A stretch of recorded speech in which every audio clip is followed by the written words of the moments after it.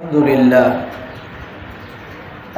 لله نحمده ونستعينه ونستغفره ونؤمن به ونتوكل عليه ونعوذ بالله من شرور أنفسنا ومن سيئات أعمالنا من يهده الله فلا مضل له ومن يضلل فلا هادي له وأشهد أن لا إله إلا الله وحده لا شريك له وأشهد أن محمدًا عبده ورسوله أما بعد فإن خير الحديث كتاب الله وخير الهدي هدي محمد صلى الله عليه وسلم وشر الأمور محدثاتها وكل محدثة بدعة وكل بدعة ضلالة وكل ضلالة في النار قال الله تبارك وتعالى في كلامه المجيد أعوذ بالله من الشيطان الرجيم بسم الله الرحمن الرحيم إن الساعة آتية أكاد أخفيها لتجزى كل نفس بما تسعى وقال النبي صلى الله عليه وسلم يأتي على الناس زمان الصابر فيهم على دينه كالقابض على الجمر رواه الترمذي সর্বপ্রথম আমরা শুকরিয়া জ্ঞাপন করছি সে মহান রব্বুল আলামিনের দরবারে যিনি আমাদেরকে প্রতি জুমার ন্যায় আজকেও সালাতুল জুমা আদায়ের মহান লক্ষ্যে মসজিদে সমবেত হওয়ার খুতবায় অংশগ্রহণ করার তৌফিক দিয়েছেন। এই জন্য সকলেই কালিমাতু শুকর আদায় করছি আলহামদুলিল্লাহ। অসংখ্য গণিত দরুদ ও সালাম বর্ষিত হোক সর্বশেষ নবী মুহাম্মদুর রাসূলুল্লাহ সাল্লাল্লাহু আলাইহি ওয়াসাল্লামের প্রতি। আল্লাহুম্মা সাল্লি আলাইহি আল্লাহুম্মা বারিক আলাইহি। অতঃপর আমরা আলোচনা শুরু করেছিলাম কিয়ামতের আলামত সম্পর্কে। তো গত পর্বে আমরা কিয়ামতের আলামত সংক্রান্ত কিছু মূলনীতি নিয়ে আলোচনা করেছিলাম এবং এই সংক্রান্ত সমাজে বিদ্যমান কিছু সমস্যা নিয়ে আমরা কথা বলেছিলাম। এরপরে কিয়ামতের দুটি আলামত নিয়ে আমরা কথা বলেছি ইতিপূর্বে। আজকে আমরা কিয়ামতের আরও কিছু আলামত নিয়ে কথা বলবো ইনশাআল্লাহ। আমাদের এই আলোচনাটা আল্লাহ চাহে তো ধারাবাহিকভাবে চলতে থাকবে। আল্লাহ সুবহানাহু ওয়া তাআলা যেন আমাদেরকে এই সমস্ত আলোচনার দ্বারা উপকৃত করেন, এখান থেকে হেদায়েত গ্রহণের তৌফিক দান করেন, আমিন।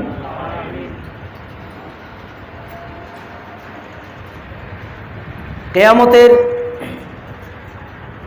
অন্যতম একটা আলামত হচ্ছে ব্যাপকভাবে ফিতনা ফাসাদ ছড়িয়ে যাবে। অন্ধকার রাতের মতো ফিতনা আবির্ভূত হবে। মানুষ খুব সহজেই ঈমানকে বিসর্জন দেবে, নিজের বিশুদ্ধ আকীদা বিশ্বাস চিন্তাধারার উপর থেকে খুব সহজেই সরে যাবে। দুনিয়াবি সামান্য তুচ্ছ বিনিময়ের বিপরীতে মানুষ নিজের ঈমান আকীদাকে বিসর্জন দেবে, বিলীন করে দেবে। অবস্থা এতটাই বেগতিক হবে, তিরমিজির হাদিসে রাসূল সাল্লাল্লাহু আলাইহি ওয়াসাল্লাম বলছেন, ইয়াতি আলান নাসি জামানুন, অচিরেই এমন একটা সময় আসছে, as-sabiru fihim ala dinihi kal-qabidi ala al-jamr, ওই সময়টাতে দ্বীনের উপর অটল অবিচল থাকা এতটাই কঠিন হবে, হাতের মুষ্টির মধ্যে জ্বলন্ত অঙ্গার রাখা যতটা কঠিন হয়, হাতের মুষ্টিতে জ্বলন্ত অঙ্গার রাখা যতটা কঠিন সেরকম কঠিন হবে ওই সময়টাতে ঈমানের উপর, বিশুদ্ধ আকীদার উপর, দ্বীনের সঠিক বুঝের উপর অটল অবিচল থাকা। এটা তিরমিজির ফিতান অধ্যায়ের মধ্যে এসেছে, হাদিস নাম্বার 2660। অন্য হাদিসে রাসূল সাল্লাল্লাহু আলাইহি ওয়াসাল্লাম বলছেন, বাদিরু বিল আমালি ফিতানান কাকিতাইল লাইলিল মুজলিম, অন্ধকার রাতের মতো ফিতনা আসার পূর্বেই তোমরা দ্রুত আমল করে নাও। ওই ফিতনা কেমন ভয়াবহ হবে। ইসবিহুর রাজুলু মুমিনান ওয়া ইউমসি কাফিরান, একটা মানুষ সকালবেলায় মুমিন থাকবে তো সন্ধ্যাবেলায় কাফের হয়ে যাবে। আও ইউমসি মুমিনান ওয়া ইউসবিহু কাফিরান, একটা মানুষ সন্ধ্যাবেলায় মুমিন থাকবে তো সকালবেলায় কাফের হয়ে যাবে। ইয়াবিউ দীনাহু বিআরদিম মিনাদ দুনিয়া, সে তার দ্বীনকে, আকীদাকে, ঈমানকে বিসর্জন দিবে দুনিয়ার তুচ্ছ মূল্যে, তুচ্ছ বিনিময়ের কারণে, দুনিয়াবি তুচ্ছ স্বার্থের কারণে নিজের ঈমান, আকীদাকে বিসর্জন দেবে। ওই কঠিন পরিস্থিতি আসার আগেই তোমরা দ্রুত আমল করে নাও। রাসূল সাল্লাল্লাহু আলাইহি সাল্লাম 1450 বছর আগে এই কথাগুলো বলে গেছেন। তার নবুয়তের জ্বলন্ত প্রমাণ হিসেবে আজকে রসুলের এই কথাগুলো আমরা অক্ষরে অক্ষরে বাস্তবায়িত হতে দেখছি। আজকে এই জাহিলি সমাজে, আজকে এই কুফুরের সমাজে, আজকে এই শিরকের সয়লাভ হয়ে যাওয়া সমাজে ঈমানের উপর অটল থাকা যেন হাতের মুষ্টিতে জ্বলন্ত অঙ্গার রাখার মতো কঠিন হয়ে গেছে। আজকে এমন একটা পরিবেশ হয়ে গেছে, মানুষ দিন থেকে, ধনুকের ফলা থেকে যেমন তীর বের হয়ে যায়, ঠিক তেমনিভাবে মানুষ দলে দলে ঈমান হারা হয়ে যাচ্ছে। মানুষ সকালবেলায় মুমিন তো সন্ধ্যাবেলায় কাফের হয়ে যাচ্ছে, সন্ধ্যাবেলায় মুমিন তো সকালবেলায় কাফের হয়ে যাচ্ছে। খুব বড় কিছু কারণে নয়, খুব সামান্য দুনিয়াবি তুচ্ছ কিছু কারণে, ক্ষুদ্রতম স্বার্থের কারণে মানুষ তার ঈমান থেকে, দিন থেকে দূরে সরে যাচ্ছে। এমনকি অবস্থা এতটাই বেগতিক হয়ে দাঁড়িয়েছে যে যারা কিনা দ্বীনের উপর চলার চেষ্টা করছে তাদেরকে উল্টা বদ্দীন মনে করা হচ্ছে, যারা কিনা হেদায়েতের উপর চলার চেষ্টা করছে তাদেরকে গোমরা মনে করা হচ্ছে, যারা কিনা সুন্নতকে আঁকড়ে ধরার চেষ্টা করছে তাদেরকে সুন্নতের বিরোধী হিসাবে আখ্যায়িত করা হচ্ছে। আর সমাজে বিদআত প্রতিষ্ঠিত হয়ে গেছে সুন্নত হিসাবে, কুফুর প্রতিষ্ঠিত হয়ে গেছে ঈমান হিসাবে, শিরিক প্রতিষ্ঠিত হয়ে গেছে তাওহীদ হিসাবে। আজকে মানুষ শিরিককে মনে করে তাওহীদ, কুফুরকে মনে করে ঈমান, বিদআতকে মনে করে সুন্নাত। সামাজিক রীতিনীতির নামে, কৃষ্টি কালচারের নামে, জাহিলি সমস্ত কৃষ্টি কালচার, হিন্দুয়ানা কৃষ্টি কালচার মানুষের সমাজে, মুসলিম সমাজে, মুসলিমদের ঘরে ঘরে প্রবেশ করেছে। এই অবস্থায় যদি সেই সত্যিকারের দ্বীনের উপর, রাসূলুল্লাহ সাল্লাল্লাহু আলাইহি সাল্লামের আনিত সেই প্রকৃত দ্বীনের উপর, ঈমানের উপর, তাওহীদের উপর কেউ যদি অটল অবিচল থাকতে চায়, তাহলে তার দিকে মানুষ চোখ উল্টায় তাকায় যে এ আবার কি হয়ে গেল, এ আবার কোন নতুন দ্বীন নিয়ে আসলো। আজকে মুহাম্মদ সাল্লাল্লাহু আলাইহি সাল্লামের আনিত দ্বীন অপরিচিত হয়ে গেছে, গুরাবা হয়ে গেছে। সমাজের মানুষ সেই প্রকৃত দ্বীনকে চেনে না, জানে না। অনিয়মটাই সমাজের নিয়ম হয়ে গেছে, অনিয়মটাই নিয়ম হয়ে গেছে, দুর্নীতি নীতি হয়ে গেছে, সব কিছু চলছে উল্টা। এখন কেউ যদি সঠিক পথে চলতে চায়, কেউ যদি নীতির পথে চলতে চায়, কেউ যদি আদর্শের পথে চলতে চায়, কেউ যদি মুহাম্মদ সাল্লাল্লাহু আলাইহি সাল্লামের আনিত সেই প্রকৃত হিদায়াতের উপর অটল অবিচল থাকতে চায়, তাহলে তারাই হলো এই সমাজের চোখে অপরাধী। তারাই সমাজের চোখে অপরাধী। তাদেরকে নানান ট্যাগ দেওয়া হয়, তাদেরকে বিভিন্ন কটু মন্তব্য করা হয়, তাদেরকে নানান নামে আখ্যায়িত করা হয়, তাদেরকে সমাজে নানাভাবে তারা জুলুম, নির্যাতন, নিপীড়নের শিকার হতে হয়। আজকে যদি আপনি বলেন যে আমি সত্যিকারের দ্বীনের উপর অটল অবিচল থাকব, আমি মুহাম্মদ সাল্লাল্লাহু আলাইহি সাল্লামের প্রতিটা সুন্নাতকে আঁকড়ে ধরব, রাসূল সাল্লাল্লাহু আলাইহি সাল্লাম যে জীবন দর্শন আমাদেরকে শিখিয়ে গেছেন সেটার উপর আমি অটল অবিচল থাকব, তাহলে এই সমাজে আপনার জন্য সেটা খুবই কঠিন হবে। এই সমাজে আপনি হারাম পথে চলতে চান, কোনো বাধা আসবে না। আপনি অন্যায় অবিচার করতে চান, কোনো বাধা আসবে না। আপনি অশ্লীলতায় ডুবে যেতে চান, কোনো বাধা আসবে না। কিন্তু আপনি যদি হালালের পথে চলতে চান, আপনি যদি নীতির পথে চলতে চান, আপনি যদি আদর্শকে ধরে রাখতে চান, আপনি যদি সুন্নাতের উপর চলতে চান, আপনি যদি ঈমানের উপর চলতে চান, আপনি যদি তাওহীদের উপর চলতে চান, আপনার উপর হাজারো রকম বাধা বিপত্তি, জুলুম, নির্যাতন, নিপীড়ন, সামাজিক বয়কট, নানান অসুবিধার সম্মুখীন আপনাকে হতে হবে। এত কঠিন হবে, এত কঠিন হবে, হাতের মুষ্টিতে জ্বলন্ত অঙ্গার রাখার মতো কঠিন হবে দ্বীনের উপর, ঈমানের উপর, নীতির উপর, আদর্শের উপর অটল অবিচল থাকা। যদি থাকতে পারি তাহলে আবার পুরস্কারটাও অনেক বেশি। এই কঠিন পরিস্থিতিতে নিজের পরিবারের সাথে, সমাজের সাথে, রাষ্ট্রের সাথে, গোটা বিশ্ব ব্যবস্থার সাথে যুদ্ধ করে, সংগ্রাম করে, আদর্শিক সংগ্রাম করে যদি দ্বীনের উপর অটল অবিচল থাকতে পারি তাহলে পুরস্কারটাও অনেক বেশি। আল্লাহ রসুল সাল্লাল্লাহু আলাইহি ওয়াসাল্লাম, মুসনাদে বাজ্জারের হাদিস, রসুল সাল্লাল্লাহু আলাইহি ওয়াসাল্লাম বলছেন যে এই পরিস্থিতিতে যারা দ্বীনের উপর অটল অবিচল থাকবে আল্লাহ সুবহানাহু ওয়া তাআলা তাদেরকে 50 জন সাহাবার সমান প্রতিদান দান করবেন। সুবহানাল্লাহ। একজন দুইজন নয়, 50 জন সাহাবার সমান প্রতিদান আল্লাহ সুবহানাহু ওয়া তাআলা এই ফিতনার যুগে যারা দ্বীনের উপর অটল থাকবে, ঈমানের উপর অটল থাকবে তাদেরকে দান করবেন। সাহাবায়ে কেরাম আশ্চর্য হয়ে প্রশ্ন করলেন, ইয়া রাসূলুল্লাহ, এটা কি তাদের মধ্য থেকে 50 জন নাকি আমাদের মধ্য থেকে 50 জন?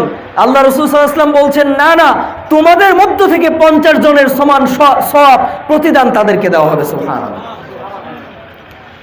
দ্বীনের একটা স্বাভাবিক নিয়ম হচ্ছে, নীতি হচ্ছে, যেই আমলটা সম্পাদন করতে যত বেশি কষ্টের সম্মুখীন হতে হয় তার জন্য আল্লাহ সুবহানাহু ওয়া তাআলা তত বেশি সওয়াবের ব্যবস্থা রেখেছেন। তো এই অবস্থায় এই জাহিলি সমাজের সাথে, এই কুফরি সমাজ ব্যবস্থার সাথে আপোষহীনভাবে যদি দ্বীনের উপর অটল অবিচল থাকি তাহলে আমার প্রতিদানটাও আল্লাহ সুবহানাহু ওয়া তাআলা অনেক বেশি দিবেন ইনশাআল্লাহ।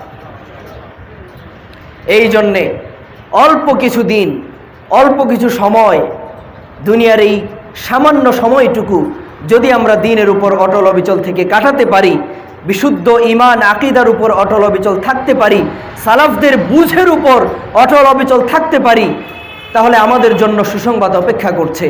আল্লাহ নবী সাল্লাল্লাহু আলাইহি সাল্লাম বলছেন, বাদা আল ইসলামু গরীবান ওয়া সায়াউদু কামা বাদা গরীবা ফাতুবা লিল গুরাবা। ইসলাম শুরু হয়েছে অপরিচিত অবস্থায়, অল্প সংখ্যক, ক্ষুদ্র সংখ্যক ব্যক্তিদেরকে নিয়ে, আবারও ইসলাম অপরিচিত হয়ে যাবে, আবারও ইসলাম অপরিচিত হয়ে যাবে। ওই অপরিচিত অবস্থায় যারা ইসলামকে আঁকড়ে ধরবে, সঠিক দ্বীনের উপর অটল অবিচল থাকবে, আল্লাহ রাসূল সাল্লাল্লাহু আলাইহি ওয়াসাল্লাম বলছেন, ফাতুবা লিল গুরাবা, তাদের জন্যই, ওই সমস্ত অপরিচিত অল্প সংখ্যক ব্যক্তিদের জন্যই সুসংবাদ। সমাজ কোন দিকে যাচ্ছে, বিশ্ব ব্যবস্থা কোন দিকে যাচ্ছে, এটা আমাদের জন্য দলিল না। অধিকাংশ মানুষ কখনোই দলিল নয়।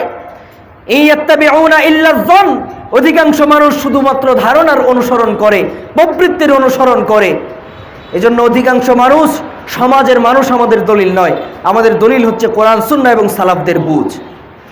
কোরআন, সুন্নাহ এবং সালাফদের বুঝের উপর আমাকে সর্বদাই অটল অবিচল থাকতে হবে, তাহলেই আমি রসুলের ভাষায় গোরাবা হিসেবে পরিচিত হতে পারবো। গোরাবা, যে গোরাবাদের ব্যাপারে রাসূল সাল্লাল্লাহু আলাইহি ওয়াসাল্লাম সুসংবাদ শুনিয়েছেন, ফাতুবা লিল গোরাবা, সুসংবাদ গোরাবাদের জন্য, সুসংবাদ গোরাবাদের জন্য। সাহাবায়ে কেরাম প্রশ্ন করেছেন, মান হুমুল গোরাবা ইয়া রাসূলুল্লাহ, গোরাবা কারা, গোরাবাদের পরিচয় কি? আল্লাহর নবী সাল্লাল্লাহু আলাইহি ওয়াসাল্লাম তাদের পরিচয় দিয়েছেন, আল্লাযীনা ইউসলিহুনা ইযা ফাসাদান নাস, যখন ব্যাপকভাবে মানুষ পথভ্রষ্টতায় নিমজ্জিত হয়ে যায়, দিন থেকে সরে যায়, বিমুখ হয়ে যায়, ওই সময় যে ক্ষুদ্র সংখ্যক, অল্প সংখ্যক ব্যক্তিরা সমাজের বুকে মুহাম্মদ সাল্লাল্লাহু আলাইহি ওয়াসাল্লামের আনিত আদর্শকে আঁকড়ে ধরে, এরাই হলো ওই সমাজের গোরাবা। আল্লাযীনা ইউসলিহুনা ইযা ফাসাদান নাস, মানুষ যখন ব্যাপকভাবে গুমরাহিতে লিপ্ত হয়ে যায়, ওই সময় যারা মানুষের সংশোধনের ফিকির করে, নিজেরা দ্বীনের উপর অটল অবিচল থাকে এবং মানুষকে সেই বিশুদ্ধ দ্বীনের দিকে আহ্বান করে, এরাই হলো সেই গোরাবা। আল্লাহ সুবহানাহু ওয়া তাআলা আমাদেরকে সেই গোরাবাদের কাতারে শামিল করে নিন। ইমাম ইবনুল কাইয়িম রাহিমাহুল্লাহ এই গোরাবাদের পরিচয় বৈশিষ্ট্য বর্ণনা করতে গিয়ে তিনি বলছেন, ومن صفات هؤلاء الغرباء الذين غبطهم النبي صلى الله عليه وسلم التمسك بالسنة إذا رغب عنها الناس وترك ما أحدثوا। ইবনুল কাইয়িম রাহিমাহুল্লাহ বলছেন সেই গোরাবাদের পরিচয় বৈশিষ্ট্য হলো যে তারা দৃঢ়ভাবে মজবুতভাবে রসুলের সুন্নাহকে আঁকড়ে ধরে, ইদা রগিবা আনহান নাস, যখন মানুষ কিনা সুন্নাত থেকে বিমুখ হয়ে গেছে, পুরা সমাজ যখন সুন্নতের বিপরীত বেদাতে হাবুডুবু খাচ্ছে, বেদাতে সয়লাভ হয়ে গেছে, ওই সময় যারা সুন্নতকে দৃঢ়ভাবে মজবুতভাবে আঁকড়ে ধরে এরাই হলো গোরাবা। হাদিসের মধ্যে রাসূল সাল্লাল্লাহু আলাইহি ওয়াসাল্লাম বলছেন, ইন্নাহু মাইয়াশ মিনকুম বাদি ফাসায়ারা ইখতিলাফান কাসীরা, তোমরা যারা আমার পরে বেঁচে থাকবে নানান রকমের ইখতিলাফ, মতভেদ, মতানৈক্য তোমরা দেখতে পাবে। ফাআলাইকুম বিসুন্নতি, তখন তোমরা আমার সুন্নতকে আঁকড়ে ধরো, ওয়া সুন্নাতিল খুলাফায়ে রাশিদিন আল মাহদিয়িন, এবং আমার খুলাফায়ে রাশিদিনের শপথপ্রাপ্ত খলিফাদের সুন্নতকে আঁকড়ে ধরো, সাহাবায়ে কেরামের নীতি আদর্শকে আঁকড়ে ধরো। তামাসসাকু বিহা, মজবুতভাবে আঁকড়ে ধরো, ওয়া আদ্দু আলাইহা বিন নওয়াজিজ, দাঁত মারির মজবুত দাঁত দ্বারা কামড়ে ধরার মতো মজবুতভাবে শক্তভাবে আমার সুন্নতকে তখন তোমরা আঁকড়ে ধরো।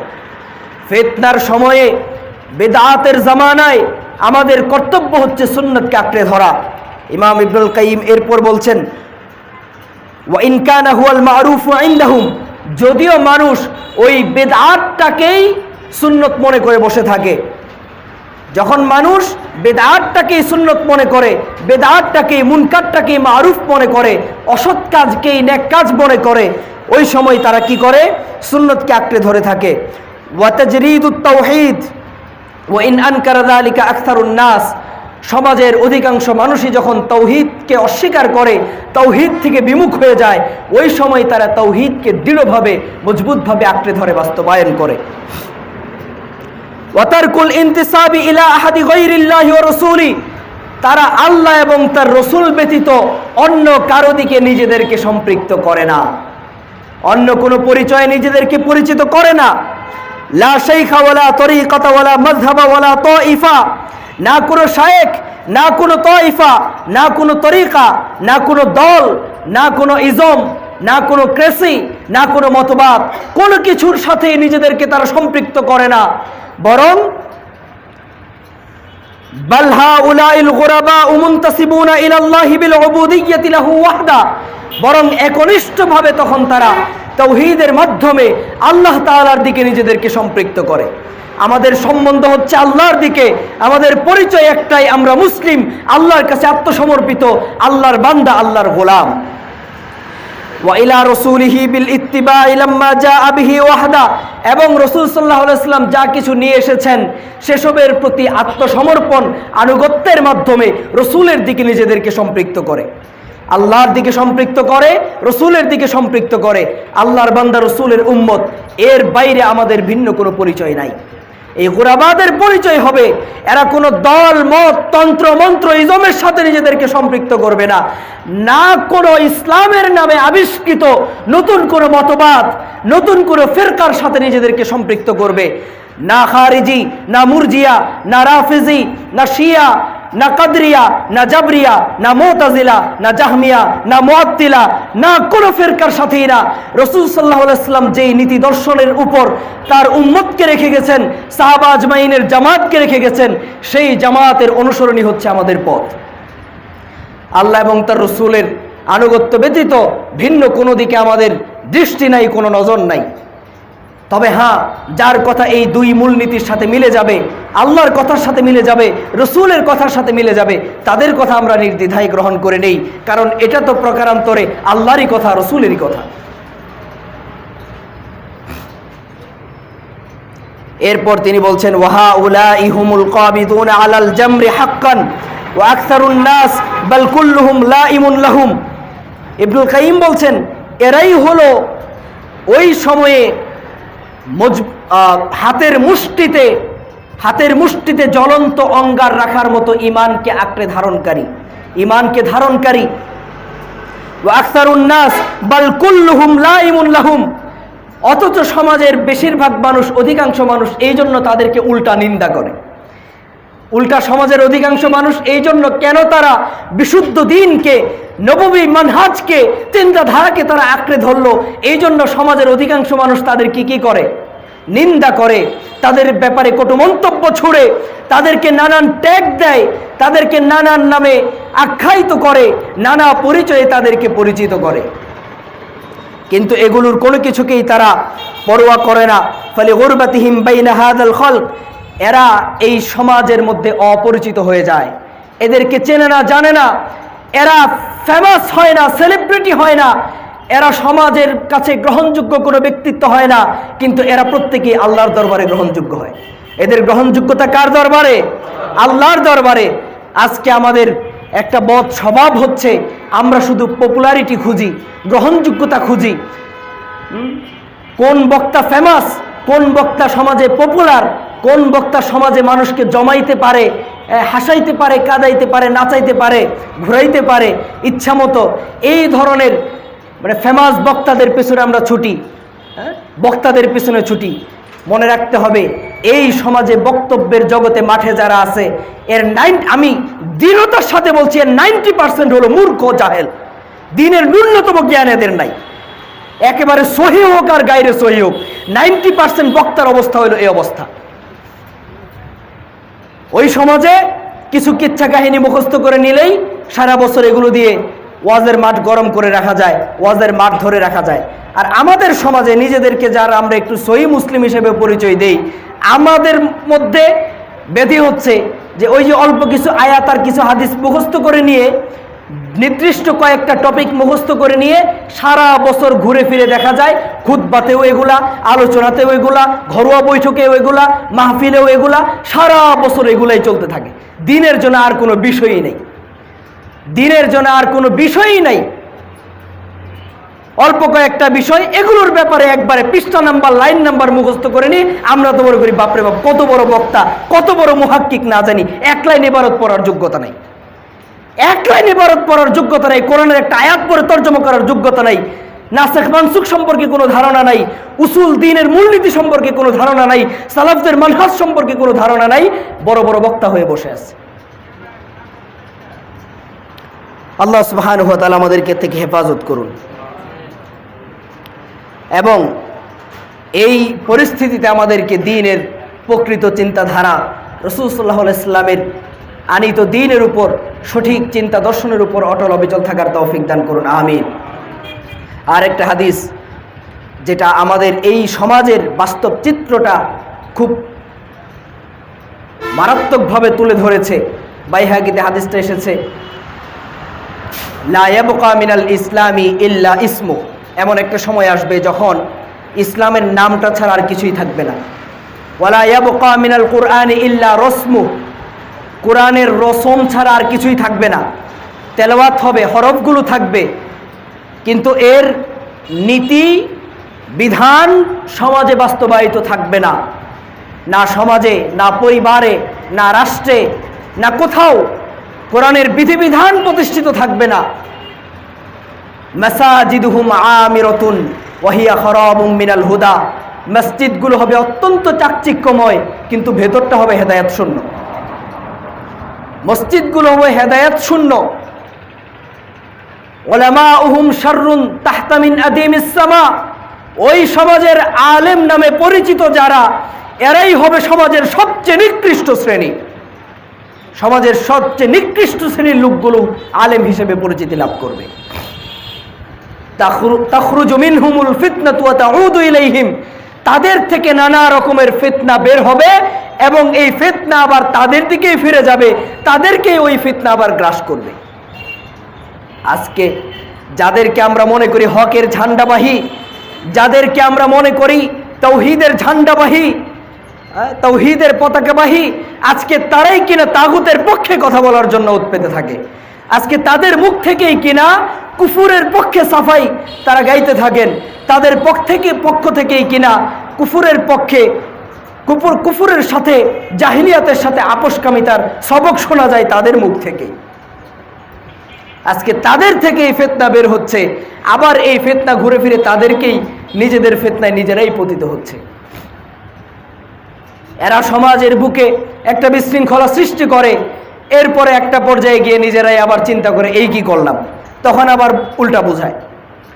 যাই হোক, আজকে হালাল হারামের মানদণ্ড মুছে দেওয়া হচ্ছে, ঈমান কুফরের মানদণ্ড মুছে দেওয়া হচ্ছে। ধর্মীয় সম্প্রীতির নামে আমাদেরকে কুফরের সাথে, শিরকের সাথে আপোষকামিতার কথা শিক্ষা দেওয়া হচ্ছে।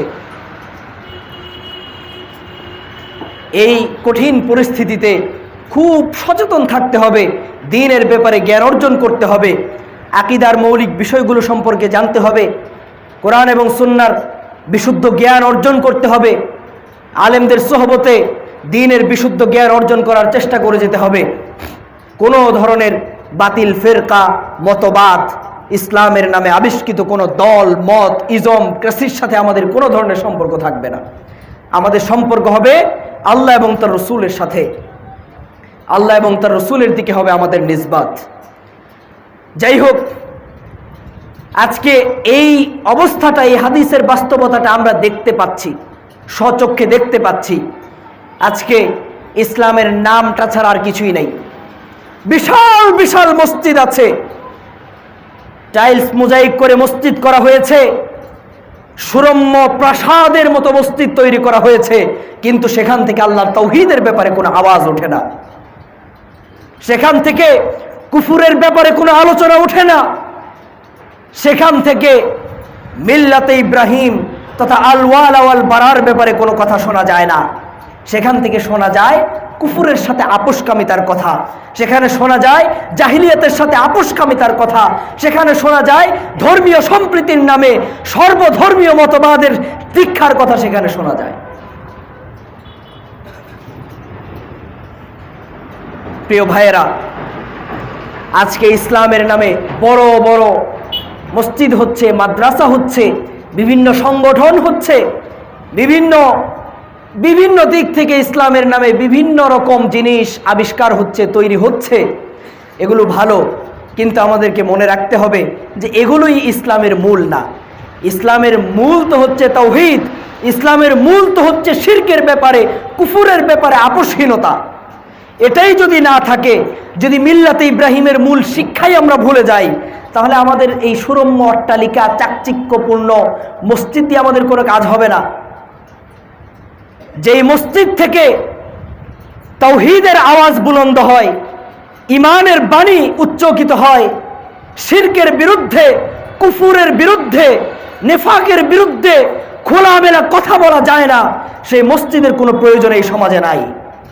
যেই মসজিদ থেকে এই সমস্ত কথাগুলো বলা যায়, সেটা যদি ছাপরা ঘর হয়, সেটা যদি কুড়ে ঘর হয়, এটাই আল্লাহর দরবারে অনেক বড়। এগুলোই হলো ফিতনার জামানায় ঈমানকে রক্ষার আশ্রয়, ঈমান সুরক্ষার দুর্গ হলো এগুলো। প্রিয় ভাইরা, আজকে কোরআনের রসম আছে, কোরআনের হরফ আছে, কোরআনের তেলাওয়াত আছে, কিন্তু আমার ব্যক্তি জীবন থেকে শুরু করে আমার পারিবারিক জীবন, আমার সামাজিক জীবন, আমার রাজনৈতিক জীবন, আমার অর্থনৈতিক জীবন, আমার লেনদেন মুআমালাত মুআশারাত, আমার ব্যবসা বাণিজ্য, চাকরি বাকরি, সেক্ষেত্রে কোরআনের কোনো বিধান নাই, কোরআনের কোনো বিধান বাস্তবায়িত নাই। পুরা সমাজটাই হলো আজকে জাহিলিয়াতের সমাজ, পুরা সমাজটাই হলো আজকে কুফুরের সমাজ, পুরা সমাজটাই হলো ঈমান বিরোধী সমাজ, পুরা সমাজটাই হলো আজকে শিরকের সমাজ। এই অবস্থায় আমাদের দায়িত্ব হচ্ছে, আমাদের কাজ হচ্ছে বিশুদ্ধ ঈমান আকীদা সম্পর্কে জ্ঞান অর্জন করা, জানা এবং সেটার উপর অটল অবিচল থাকার চেষ্টা করা। অন্য কোনো দিকে মুখ না ফিরিয়ে, কোনো দল মত তন্ত্র মন্ত্র ইজম কোনো কিছুর দিকে না ফিরে আল্লাহ এবং তার রসুলের দিকে ফিরে যাওয়া, আল্লাহ এবং তার রসুলের দিকে ফিরে যাওয়া, এটাই হচ্ছে আমাদের জন্য কল্যাণ, এটাই আমাদের মুক্তির পথ। আল্লাহ সুবহানাহু ওয়া তাআলা আমাদেরকে তৌফিক দান করুন, আমিন।